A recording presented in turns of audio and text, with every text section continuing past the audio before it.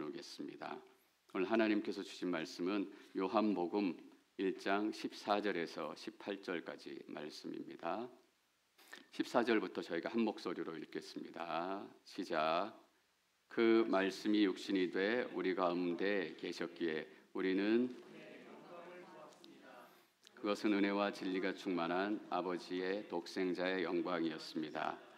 요한은 그분에 대해 증언해 외쳤습니다. 앞선 것은 나보다 먼저 계셨기 때문이다 라고 말했는데 그분이 바로 이분이시다. 그분의 충만함으로부터 우리 모두는 분에 넘치는 은혜를 받았습니다. 율법은 모세를 통해 주어졌지만 은혜는 진리는 예수 그리스도를 통해 왔습니다. 지금까지 아무도 하나님을 본 사람이 없었습니다. 그러나 아버지 품에 계시는 독생자께서 하나님을 알려주셨습니다. 제 기도하고 하나님의 말씀 함께 계속 나누겠습니다. 하나님, 사람의 말로 전하지 않고 듣지 않게 도와주시옵소서. 성령께서 그 메시지 위에 함께하여 주셔서 꼭 필요한 하나님의 말씀만이 들려지게 하옵시고 들려지는 심령들마다 말씀이 심겨워져서 30배, 60배, 100배의 열매가 맺히는 그 말씀의 축복을 경험케 도와주시옵소서. 하나님께서는 이 자리에서도 왕이시고 오직 하나님만이 통치하십니다. 감사와 찬양을 올려드리며 예수님의 이름으로 기도드립니다. 아멘. 오늘부터 4주 동안 대림절 또는 대강절, 라틴어 영어로는 애드벤트라고 부릅니다. 전통적으로 교회는 이 대림절, 애드벤트를 기념을 했습니다. 이 대림절, 대강절은 크리스마스가 오기 전 그 전 4주 주일을 기념해서 지킵니다. 애드벤트는 예수님이 오심, 예수님께서 도착하셨다라는 뜻입니다. 대림절, 예수님이 오심을 기다리는 기다림의 시간이기도 합니다. 저는 개인적으로 교회 절기를 그렇게 관심 있게 보는 편은 아닙니다. 사실 그런 틀에 묶이는 것을 좀 싫어해서 어떨 때는 의도적으로 그런 절기라든지 틀에 묶여 있는 것을 벗어나려고 노력하고 관심을 갖지 않으려고 합니다. 그런데 크리스마스를 앞두고 이 시대의 상황과 환경과 영적인 분위기를 생각하면서 올해는 대림절을 같이 지켜야 되겠다. 우리 성도님들과 애드벤트, 예수 오심을 같이 기다려야 되겠다라는 결심을 하게 됐어요. 왜냐하면 더 이상 크리스마스를 기다리는 사람들이 없기 때문이에요. 과연 얼마나 많은 사람들이 예수의 오심을 간절하게 기쁜 마음으로 기다리고 있을까? 크리스마스의 선물을 기다리는 만큼 예수의 오심을 기다리고 있는 걸까? 이런 생각을 하게 되니까 이 4주 대림절, 대강절 기간 동안 예수님에 더 집중했으면 좋겠다. 크리스마스 의미에 우리가 더 집중하고 크리스마스가 얼마나 놀랍고 무겁고 가치 있는 것인지 다시 한번 묵상하고 생각하는 시간이 됐으면 좋겠다라는 마음을 갖게 됐습니다. 또 마침 서울 온누리 교회에서도 대림절, 대강절 기간을 지냅니다.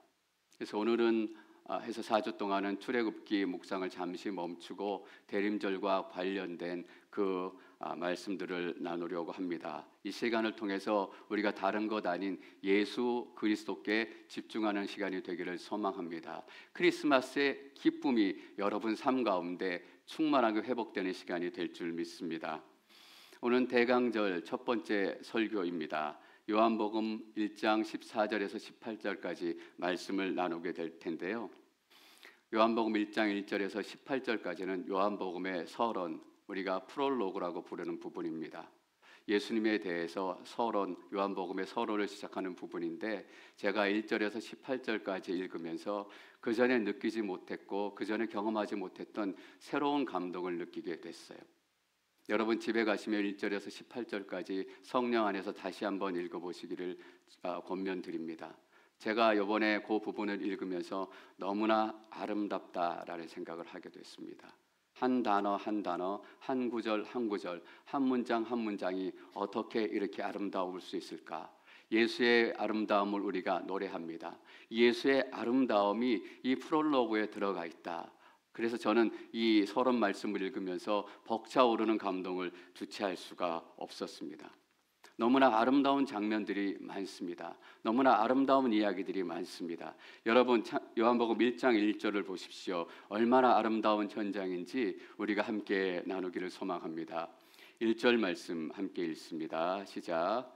태초에 말씀이 계셨습니다. 그 말씀은 하나님과 함께 계셨고 그 말씀은 하나님이셨습니다. 태초에 세상이 시작이 될 때 이미 말씀이 계셨다라는 것입니다. 말씀은 언제부터 있었는가? 시간이 시작되기 전에, 공간이 시작되기 전에, 하늘과 땅이 만들어지기 전에 말씀이 계셨다라는 거예요. 근데 여러분 오늘 번역을 잘 보십시오. 말씀이 있었다라고 기록하지 않습니다. 말씀이 계셨다라고 번역을 하고 있어요. 왜일까요? 이 말씀이 예수님이기 때문이에요. 이 말씀이 아들 하나님이기 때문에 말씀이 있었다라고 번역하지 않고 말씀이 계셨다라고 번역을 합니다. 여러분 이 1절 말씀에서 태초에 말씀이 계셨습니다. 그 말씀은 하나님과 함께 계셨고, 저는 여러분들이 이 함께라는 단어에 주목하셨으면 좋겠습니다. 얼마나 아름다운 단어인지 모릅니다. 이 함께라는 단어는 그냥 단지 together라는 단어가 아니에요. 예수님이 하나님과 말씀이 하나님과 함께 계셨는데 그냥 같은 집에 살았다 그런 의미 아닙니다. 그런 같은 동네에 살았다 이런 의미 아니에요. 부부가 몇십 년을 살더라도 한 집안에서 사는 것만으로는 부부다라고 얘기할 수 없습니다. 같이 얘기하고 같이 나누고 아픔의 시간들을 보내야 그것이 부부다라고 말할 수 있어요. 여기서 함께라는 단어는 누구누구의 얼굴을 향하여라는 뜻입니다. 누구누구의 방향을 향하여라는 뜻이에요. 이 말씀과 하나님이 그냥 같은 집에 살았던 것이 아니고 서로 얼굴과 얼굴을 맞대고 서로 눈과 눈을 마주치고 서로 마음과 마음을 마주치고, 하나님의 식탁 앞에는 예수님이 앉아있고 예수님의 식탁 앞에는 하나님이 앉아있어서 그들이 살아가는 또 생각하는 여러 가지 것들을 상의하기도 하고, 사람이라면 같이 늙어가는 주름살을 보고 같이 어려움을 치가는 그 시간들을 함께 보내는 그런 현장이기도 한 거예요. 서로 얼굴을 바라보고 눈을 떼지 않고 한시라도 눈을 떼지 않을 수 없을 만큼 서로를 향해 얼굴을 맞대고 앉아있는 그 모습, 한시라도 헤어질 수 없는 그 절절한 사랑의 관계, 이것이 지금 하나님과 말씀이 이 앞에 앉아있고 계셨다라는 뜻이에요. 저는 이 표현이 하나님과 말씀 예수님에게 맞지 않고 경박한 표현이라고 생각을 합니다. 근데 이 표현에 마땅히 다른 표현이 생각이 나지 않았어요. 서로에게 껌딱지같이 붙어있는 관계예요. 헤어질 수 없고 나누어질 수 없고, 여러분 하늘과 땅이 만들어진 지, 시간이 만들어진 지 얼마나 됐을까요? 몇만 년이 됐을까? 몇십억 년이 됐을까? 더 오랜 시간이 됐을까? 더 오랜 시간이 됐다면 좋습니다. 그 오랜 시간 동안 시간이 생기기 이전에부터 계셨던 예수님과 하나님, 단 한 번도 헤어진 적이 없어요. 단 한 번도 이별해 본 적이 없어요. 더군다나 한 번도 헤어질 거라고 생각해 본 적이 없어요. 제가 왜 이 말씀을 강조하냐면 14절 말씀 때문입니다. 14절 말씀 같이 읽겠습니다. 14절 시작. 그 말씀이 육신이 돼 우리 가운데 계셨기에 우리는 그분의 영광을 보았습니다. 그것은 은혜와 진리가 충만한 아버지의 독생자의 영광이었습니다. 말씀이 육신이 되었다라고 얘기합니다. 하나님의 말씀 예수 그리스도가 육신이 됐고 몸을 입었고 사람이 되었다라는 거예요. 여러분, 사람이 되었다는 것은 하늘 보좌에서 내려와 하늘에서 떠나서 하나님과 이별하고 하나님과 갈라서서 땅에 내려왔다라는 것입니다. 수십억 이상 동안 한 번도 헤어진 적이 없었던 그 친밀한 관계가 드디어 깨어져서 예수님이 집을 나간 거예요. 우리는 말씀이 육신이 되어라는 이 단어를 생각할 때 그냥 하늘에 계신 말씀 예수 그리스도가 땅에 오셨나 보다 이 정도로 생각해요. 근데 하늘에서는 난리가 났을 것입니다. 왜냐하면 한 번도 헤어진 적이 없고 하나님과 예수님이 한 번도 떠나갈 것이라고 상상해 본 적이 없었기 때문에 예수님이 하늘을 떠나 땅에 내려오는 순간 하늘의 천사 방송국에는 이런 타이틀이 걸렸을 거예요. 예수 하늘을 떠나다, 하나님과 이별하다. 여러분, 그게 하늘에서 얼마나 충격적인 사실이었을까 한번 상상을 해보세요. 한 번도 나누어지지 않고 한 번도 눈이 빗나가지 않고 서로의 눈을 마주보고 서로를 향해서 그렇게 오랫동안 교제하고 품고 사랑하고 나누고, 근데 여러분, 여기 한 가지 놀라운 비밀이 있습니다. 하나님께서는 이 땅에 교회가, 이런 공동체가 되기를 원하세요. 우리가 함께 주일날 같은 시간에 같은 장소에 모여 하나님을 찬양하고 예배합니다. 그 정도로 우리가 만족하고 그 정도로 우리가 하나님의 영광을 누렸다라고 생각해요. 그렇지 않습니다. 하나님은 이 코이노니아, 하나님과 성령과 성부 아들의 이 친밀한 교제, 서로를 향하여 서 있는 이 교제를 이 땅 가운데 실현하시기를 원하셨어요. 그래서 샌디에고 온누리 교회를 만들고 세우신 거예요. 함께 예배하고 함께 찬양할 뿐만 아니라 우리가 서로에게 눈을 맞추고 서로의 인생을 향하고 서로를 향해서 서로의 주름이 얼마나 늘어가는지, 서로의 아픔이 얼마나 깊은지, 믿음 가운데서 이 형제와 자매는 어떻게 성장해 가는지 눈을 띄지 않고 마음과 마음이 만나고 눈과 눈이 만나고 인생과 인생이 만나서 함께 살아가고 함께 나누어가는 것이 하나님의 공동체가 되기를 원하셨어요. 이 놀라운 하나님의 비전이 우리 가운데 있다는 것을 사도 요한은 우리에게 얘기해 주는 것입니다. 그런데 그 예수가 하나님과 헤어지고 이별을 해서 땅으로 내려왔습니다. 우리는 아들이 2년만 군대 가도 난리가 납니다. 울고 불고. 어제 어떤 분하고 대화를 나누다 보니까 아들이 군대가 있는 덕분에 군대가 있는 동안에 군부대 사역을 하시기로 했다라고 말씀하시더라고요. 맞아요. 아들이 군대 가고 남편이 멀리 가고 사랑하는 사람이 눈에 보이지 않는 곳에 가면 우리의 마음은 찢어지고. 근데 여러분 생각해 보세요. 하나님께서 아들을 땅에 보내셨을 때 한 번도 헤어질 생각을 하지 않았는데,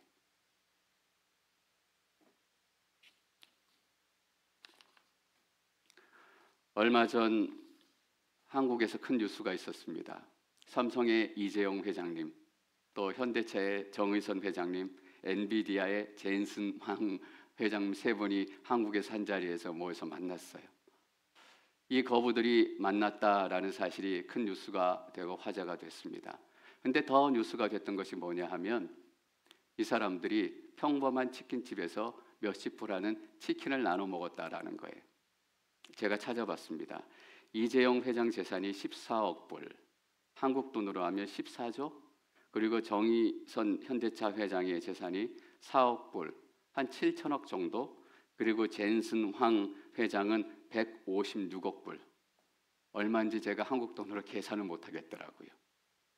이 세 사람 비교해 놓고 보니까 정의선 회장이 너무나 불쌍하다라는 생각이 들었어요. 4천억 불밖에 없는 거예요. 4억 불밖에. 세 개의 세 거부가 한 자리에 모여서 무엇이라도 다 살 수 있고 가질 수 있는 사람들이 몇십 불짜리 치킨을 먹으며 평범한 치킨집에서 만나고 얘기했다라는 것이 세상에 큰 뉴스가 되고 화제가 됐습니다. 그런데 하나님께서 하나님과 함께 계셨던 하나님의 아들, 하나님의 영광을 이 땅에 보내셨습니다. 크리스마스가 치킨보다 못한 것이 됐습니다. 크리스마스가 이 회장들의 치킨집보다 못한 것이 됐어요. 말씀이 육신이 되었다라는 것은 하나님의 아들이 병드는 몸을 갖게 됐다라는 거예요. 고혈압을 가지고 나이가 들면 관절염이 생기고 암도 걸리고 혈압약도 먹어야 되고 그 시간들을 지나게 되는 그 연약하고 볼품없는 몸을 입게 되었다라는 것이에요. 어려움들을 지나고 아픔을 지나고. 성경에 많은 기적들이 있습니다.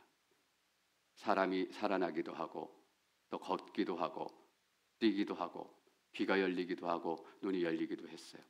여러분 잘 기억하십시오. 성경의 모든 기적들 중에 가장 큰 기적이 바로 14절 말씀입니다. 그 말씀이 육신이 되었다. 그 말씀이 하늘을 떠나서 이 땅 가운데 몸을 입고 오게 됐다. 우리가 여기서 분명히 한 가지를 질문하고 던져야 됩니다. 한 번도 이별해 보지 못했던 성부 하나님, 성자 하나님이 이별을 하게 되고 예수님이 땅으로 내려오게 됐다면, 그렇게 엄청난 사건이 일어났다면 여기에는 목적이 있었을 것입니다. 목적 없이 이런 일들이 일어나지 않았을 거예요. 그 일들로 인한 결과가 또 있었을 거예요. 그 목적과 결과는 요한이 이렇게 얘기합니다. 14절 말씀 다시 한번 읽어볼까요? 14절 읽겠습니다. 시작. 그 말씀이 육신이 돼 우리 가운데 계셨기에 우리는 그분의 영광을 보았습니다. 거기까지 읽겠습니다. 그 말씀이 육신이 됐던 목적은 무엇인가? 우리 가운데 계시기 위해서입니다. 그 말씀이 이 땅 가운데 내려오신 결과는 무엇인가? 그 말씀이 우리 가운데 계셨던 것입니다. 조금 어려운 얘기부터 할까요? 여기서 계시다라는 것은 구약의 성막을 의미합니다. 하나님의 임재, 하나님의 성막이 이 땅 가운데 내려온 것이 예수 그리스도다라는 거예요. 좀 어려운 얘기죠. 그래서 이 어려운 얘기를 유진 피터슨이라는 목사님은 이렇게 의역을 했습니다. 너무나 멋진 의역이에요. 같이 한번 유진 피터슨 목사님의 의역을 한번 읽어보겠습니다. 시작. 말씀이 살과 피가 되어 우리 동네에 오셨다. 우리 가운데 거하셨다라는 것은 말씀이 살과 피가 돼서 우리 동네에 오셔서 우리 이웃이 되고 우리의 같이 사는 사람이 돼서 우리의 삶으로 들어오셨다라는 것입니다. 우리와 함께 기뻐하고 우리와 함께 즐거워하고, 사도 바울은 로마서 12장 15절에서 이렇게 권면했습니다. 함께 기뻐하고 함께 슬퍼하는 자들이 되십시오. 왜냐하면 예수님께서 우리의 이웃이 되시고 우리의 동네에 오셔서 함께 기뻐하고 함께 슬퍼하는 그런 삶들을 보내주셨기 때문입니다. 여러분, 이것은 단순히 함께 잘했다, 잘 살았다, 그 아픔 속으로 들어가서 우리 함께 이겨내자, 격려하고 함께 어려운 시간들을 보내자, 이 정도의 수준이 아니에요. 우리가 어려운 시간들을 지나가고 있을 때, 절망의 시간을 지나가고 있을 때 예수께서 이웃이 되어서 우리 삶 가운데 들어오셔서 우리에게 말씀하시는 거예요. 너희 아픔과 질고와 고통과 질병을 나에게 다오. 너의 아픔을 내가 가지고 가겠다. 너의 질병을 내가 지고 가겠다. 너의 죄와 저주와 결박을 내가 가지고 가겠다. 십자가에서 내가 그것을 품고 내가 해결을 하겠다. 너의 아픔을 나에게 다오. 너의 절망을 나에게 다오. 너의 질병을 나에게 다오. 예수님께서 우리에게 오셔서 함께 기뻐하고 함께 슬퍼하시는 것은 이런 수준이에요. 그냥 동네에서 같은 마트나 다니고 하하호하고 그냥 아픈 시간에 조금 웃고 슬픈 시간에 조금 나누고 이 정도가 아니라 너 인생의 가장 큰 저주를 나에게 다오 라고 얘기해요. 근데 많은 사람들이 어떻게 얘기해요? 아니에요, 예수님. 내 인생은 내 것이에요. 내가 알아서 할 것이에요. 죽든지 살든지 내게 내버려두고 이 문제들은 내가 해결할 거예요. 노 한다고요. 나에게 너의 짐을 다오, 너의 질병을 다오라고 얘기하는데 사람들은 계속해서 아니야. 내 인생은 내가 할 거야. 내 인생은 내가 할 거야.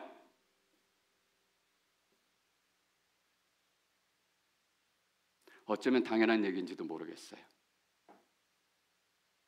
말씀이 되어 이 땅 가운데 거하시기 시작한 것은 우리가 상상할 수도 없었던 일이에요. 아무도 알지도 못했던 일이고 아무도 이해하지 못하고, 과학도 철학도 의학도 어떤 학문도 어떤 경험도 이해하지 못하는 일들이에요. 알 수 없고 이해하지 못하기 때문에 어쩌면 크리스마스를 놀라지 않고 크리스마스를 기대하지 않고 지나는 것이 당연한지 모르겠어요. 지금 꿈땅 아이들이 예배드리고 있는데 찾아가서 심각하게, 라이야, 오늘 우리 사장님이 갑자기 회사를 그만뒀어. 라이가 뭐라고 얘기할까요?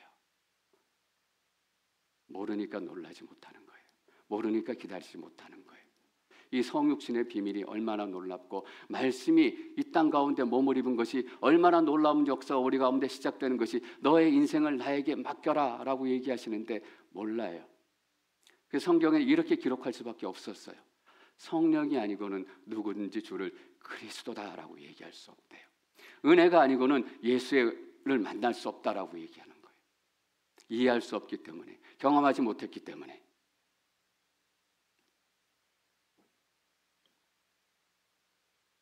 예수님께서 이 땅의 인생들을 부르시는 것이 크리스마스예요. 더 이상 네 인생은 사단의 놀이터가 되지 않을 것이다. 절망의 묶임이 되지 않을 것이다. 사단에게 네 인생에 놀림받지 않게 될 것이다. 사도 바울은 이 놀라운 비밀을 다른 말로 표현할 길이 없었어요. 어떤 미사여구도 이 비밀을 설명하고 해석할 수 없기 때문에 사도 바울은 한 문장으로 이 말씀이 육신이 되어 이것을 이렇게 얘기했어요. 누구든지 예수 그리스도 안에 있으면 새로운 피조물이다. 조금 나아졌다, 조금 건강해졌다, 조금 발전이 됐다, 어떤 미사여구를 붙여도 이 놀라운 성육신의 비밀을 설명할 수 없게 사도 바울은 이렇게밖에 얘기할 수 없는 거예요. 다시 창조가 됐다, 다시 태어났다. 누구든지 예수 그리스도 안에 있으면 새로운 피조물이 되었다라는 것이에요. 여러분, 말씀이 육신이 되었다라는 사실은 이런 거예요. 하늘과 땅이 지어지고 천지가 새롭게 만들어지고 그런 역사가 우리 삶 가운데 나타나기 시작한 것입니다. 그런데 요한은 이 성육신의 영광을 계속해서 이렇게 얘기하고 있습니다. 14절 말씀을 한 번 더 읽겠습니다. 14절 시작. 우리 가운데 계셨기에 우리는 그분의 영광을 보았습니다.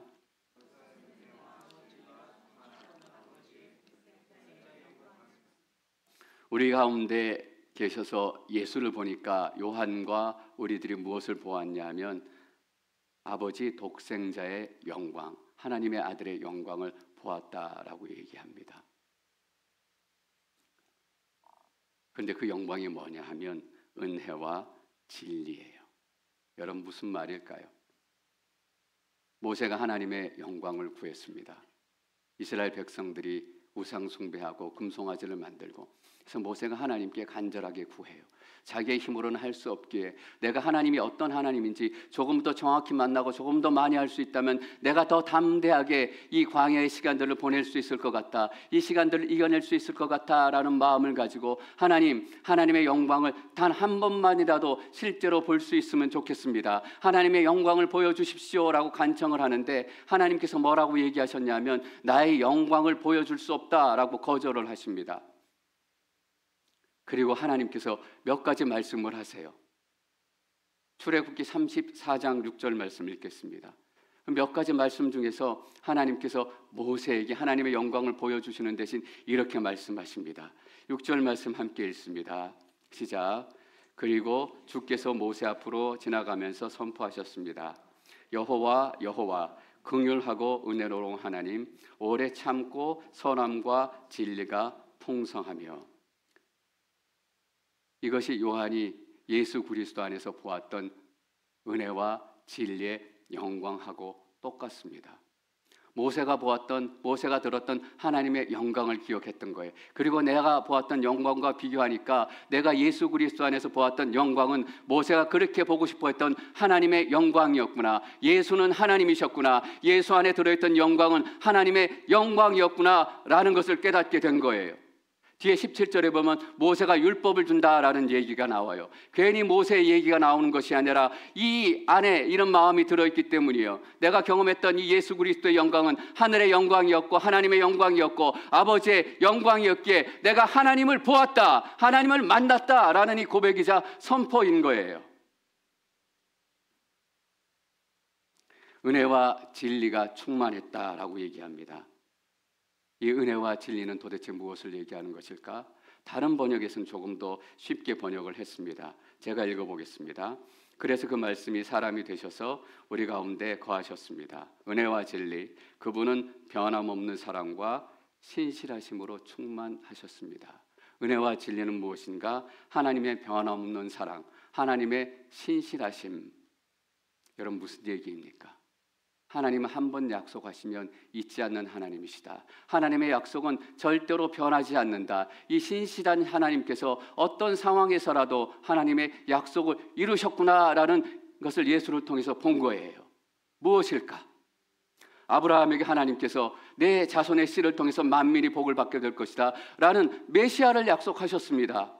예수님이 오시기 전에 2000년도 훨씬 더 전에 내 씨를 통해서 메시아가 이 땅 가운데 오게 되고 메시아를 통해서 모든 만민들이 복을 받게 될 것이다. 2000년 전에 약속하셨던 이 오랜 약속을 하나님께서 잊지 않고 흔들리지 않고 변하지 않고 신실하게 오늘 내가 살아있는 이 앞에서 하나님의 약속이 이루어졌구나라는 것을 고백하는 거예요. 하나님은 변치 않는 하나님이시고 약속을 반드시 지키시는 하나님이시구나. 여러분, 더 멀리로 돌아가 볼까요? 하늘과 땅이 지은 지 얼마가 됐을까요? 다시 한번 얘기하겠습니다. 10,000년이 됐을까? 10만 년이 됐을까? 10억 년이 됐을까? 10억 년 전이라고 쳐요. 10억 년 전에 하나님께서 이렇게 약속하셨어요. 여자의 자손이 사달의 머리를 상하게 할 것이다. 여자의 자손 메시아를 주시겠다고 몇십억 년 전에 약속하셨던 이 약속을 하나님께서 잊지 않으시고 하나님께서 신실하게 지키신 구원자 예수가 우리 가운데 오셨구나. 그래서 나의 짐을 예수께 맡겨라 라고 말씀하시는구나 라는 것을 예수님의 삶과 영광과 은혜를 통해서 경험했다라는 고백이에요. 여러분, 더 놀라운 고백이 무엇인지 아십니까? 그것은 은혜와 진리가 충만하다라고 얘기해요. 제가 성경에서 제일 좋아하는 말 중에 하나입니다. 충만하다라는 것입니다. 여러분, 충만하다라는 것은 어떤 뜻입니까? 쬐끔쬐끔 아니다라는 거예요. 간신히 아니다라는 것입니다. 예수님께서 이렇게 말씀하셨어요.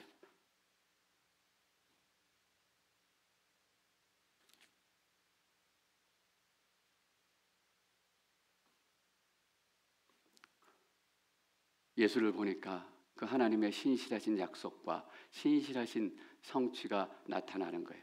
근데 찔끔찔끔 약속이 이루어지는 게 아니라, 간신히 약속이 이루어지는 게 아니라 충만하게 이루어진 것을 보는 거예요. 예수가 오니까 간신히 구원받고 간신히 변하고 이 정도가 아니라, 예수가 이 땅 가운데 말씀이 육신이 되어 오시는 그 순간 그 땅을 덮고 있었던 어둠이 떠나가는 것을 보는 거예요. 그 땅에 신음하고 있던 백성들이 예수 때문에 회복된 것을 보는 거예요. 그들을 묶고 있었던 이 생의 절박과 결박들이 다 끊어지는 것을 보게 되는 거예요. 예수가 그냥 간신히 온 것이 아니라 하나님의 은혜가 충만하게 그 삶 가운데 나타나는 것을 경험하고, 충만한 하나님의 은혜와 진리가 하나님의 아들의 독생자의 영광으로 우리에게 나타났다라고 선포하는 것입니다. 여러분, 얼마나 소망이 되고 얼마나 위로가 되는 말씀입니까? 몇십억 년 전에 하나님께서 이 약속을 기억하시고 잊지 않으시고, 사실 우리는 지금 그런 시대에 살지 않고 있습니다. 아무리 중하게 했던 계약서라도 상황이 바뀌면 종이 한 장값만 못하는 그런 시대가 됐어요. 제 딸이 초등학교 다닐 때 가끔 이제 제 딸 친구들에 대해서 묻기도 하고 그 가정에 대해서 이렇게 묻게 되더라고요. 거기 엄마는 어떻게 지내시고 또 그 아빠는 뭐 하시니, 이런 질문하게 되잖아요. 근데 제 딸이 자주 했던 대답 중에 하나가 이거예요. 아빠 아니야, 남편 아니야, 이렇게 얘기해요. 그럼 남편 아니면 뭐지? 물어보면 보이프렌드래요. 여러분, 결혼식을 했고 결혼식을 하지 않았고 이런 얘기를 드리려고 하는 것이 아닙니다. 보이프렌드라는 것은 무엇입니까? 언제라도 이 약속이 깨어질 수 있다, 이 약속을 깰 수 있다라는 마음이 들어가 있는 거잖아요. 이 시대가 그런 시대가 됐어요.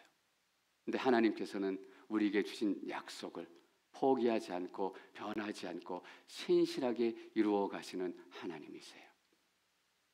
그 하나님께서 여러분들을 지키신다고요. 여러분, 말씀이 육신이 되어는 신학자들의 이야기가 아닙니다. 이것은 우리 인생의 실존적인 삶의 이야기예요. 예수님께서 육신이 되어서 우리 가운데 들어오셨기에 그 하나님의 약속을 이루시고 우리의 삶을 붙들어 주시고 우리의 모든 질고와 죄와 저주를 예수님께 맡겨드리는 것, 그것이 말씀이 육신이 되었다라는 것입니다. 제가 언젠가 책을 읽다가 성육신에 관해서 마틴 로이드 존스 목사님이 또 이렇게 얘기하는 것을 보게 됐던 기억이 있습니다. 말씀이 육신이 되어, 예수님의 성육신은 하나님께서 하나님의 역사를 이루어 가실 때 하나님께서 일하시는 방식을 보여주신다라는 것입니다. 그 말씀을 들으니까 딱 맞아요. 여러분, 하나님께서 말씀이 육신이 되어라는 성육신을 통해서 일하시는 방식은 무엇입니까? 하나님의 방법은 이것입니다. 여러분, 잘 기억하십시오. 아무도 예상하지 못했던 때, 아무도 기대하지 못했던 때, 아무도 바라지 않았던 방법으로, 마틴 로이드 존스 목사님의 지적처럼 예수님께서 예루살렘과 유다와 갈릴리에 오셨을 때 그 땅은 어땠습니까? 칠흑과 같은 어둠이었어요. 이미 400년 동안 하나님의 예언의 말씀이 멈추었어요. 과연 하나님의 뜻이 무엇일까? 하나님의 마음은 무엇일까? 하나님의 계획은 무엇일까? 그 땅은 로마의 군합발에 짓밟혀서 열심히 일해서 생산해내고 나면 세금이다, 이거다, 저거다 라는 명목으로 다 뺏어가고, 가난을 벗어날 수 없고 아픔을 벗어날 수 없고 도저히 이 삶의 문제들이 해결될 기미가 보이지 않는 칠흑과 같은 어둠이 덮고 있는 그때에 그래서 요한복음 이 서론에 보면 예수의 빛에 대해서 얘기해요. 너무나 적절한 표현이구나. 칠흑같이 어둠 가운데서 어둠을 깨고 예수가 빛으로 그 땅 가운데 임하기 시작했어요. 누가 그때 메시아가 올 거라고 상상했어요? 누가 그때 예수께서 오셔서 그 땅을 회복시킬 거라고, 그 땅을 자유롭게 할 거라고 상상이나 했겠어요? 말씀이 육신이 되어 이 땅 가운데 이루셔서 누가 그런 방법으로 이 땅을 구원하실 거로 십자가에 매달려서 예수님께서 모든 죄와 저주를 다 감당하고 구원을 얻게 될 것이다. 이 방법으로 우리에게 회복과 해방을 선언해 주실 거라고 누가 상상이라 했겠어요?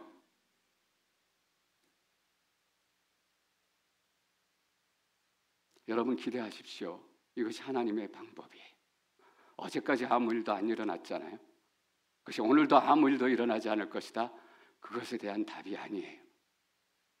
어제까지 아무 일이 일어나지 않았지만 오늘 하나님께서 하나님의 때에 하나님의 일을 시작하시면 오늘 일이 일어나게 된다고요. 10년 동안 아무 일이 일어나지 않았어요. 400년 동안 아무 일이 일어나지 않았다고요. 근데 하나님의 때가 되니까 하나님의 방법으로 하나님의 때에 하나님의 역사가 시작이 되었어요. 그래서 마틴 로이드 존스 목사님은 이 너무나 아름답고 저에게는 너무나 격려가 되는 말씀을 남기셨더라고요. 제가 한번 읽어보겠습니다. 이런 이유 때문에 설교는 너무나 낭만적인 일이 됩니다. 제가 아는 한 이 강단은 세상에서 가장 낭만적인 곳입니다. 왜냐하면 나의 영이 아무리 능력을 잃고 내가 아무리 부족하고 우리가 아무리 여작해도 하나님 때문에 어떤 일이라도 일어날 수 있는 곳이 바로 이곳이기 때문이에요. 하나님의 말씀이 선포될 때 죽음까지 가까이 갔던 그 영혼이 그 말씀 한 구절 때문에 그 말씀 붙들고 다시 살아나게 되는 기적, 어제까지 일어나지 않았지만 오늘 어떤 일이라도 일어날 수 있는 현장이 바로 이곳이기 때문에 이 설교단이 가장 낭만스러운 곳이라고 자기는 생각한다라고 고백했어요. 여러분, 저는 설교자로서 얼마나 위로가 되고 격려가 됐는지 몰라요. 저를 앞으로 로맨티스트라고 불러주십시오. 이 낭만이 저만의 낭만이겠어요? 저는 이 낭만이 여러분의 낭만 되시기를 축원합니다. 어제까지 아무 일이 일어났지 않았기 때문에 오늘도 일어나지 않을 것이다. 여러분, 그것은 세상이 주는 거예요. 과거의 레코드가 주는 것일 뿐이긴 해요. 하나님께서는 일하시고 여실 거예요. 우리가 기다리는 크리스마스는 어떤 크리스마스인가? 어떤 때보다 가장 낭만적인 크리스마스가 되기를 축원합니다. 기대하는 마음으로 기다리는 거예요. 어떤 하나님의 낭만이 우리 삶 가운데 나타날 수 있을까? 그래서 어떤 때보다 뜨거운 크리스마스, 낭만적인 크리스마스, 마음이 뜨는 크리스마스.